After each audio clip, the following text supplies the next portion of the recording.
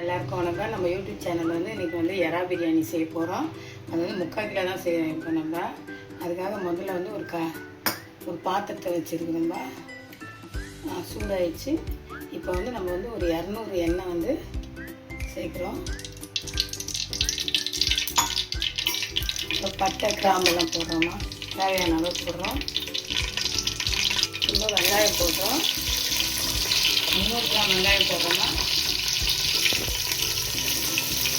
வெங்காயம் நல்லா golden brown colour வரணும்பா. பாருமா, நல்லா கோல்டன் ப்ரௌன் கலர் வந்துச்சு நமக்கு. இப்போ நம்ம இஞ்சி பூண்டு ஒரு 3 ஸ்பூன் சேர்த்துக்கிறோம்பா.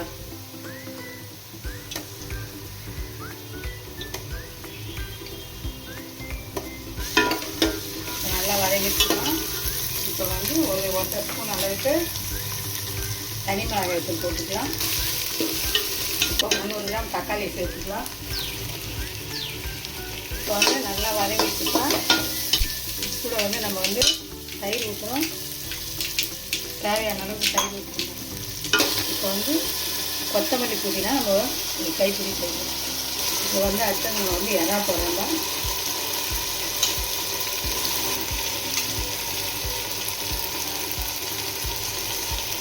எறா போட்டு நல்லா வதக்குறோம். இது உப்பு போடுறோம்னா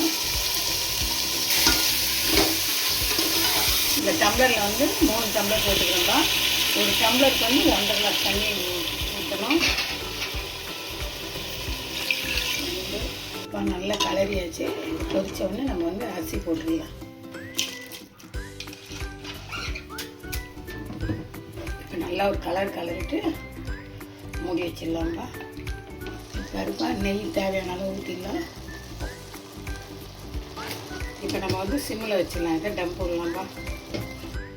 எறா பிரியாணி நமக்கு ரெடி ஆகிடுச்சு. இப்போ நம்ம சாப்பிட்லாம். வாங்கம்மா, எல்லாம் சாப்பிட்லாம்.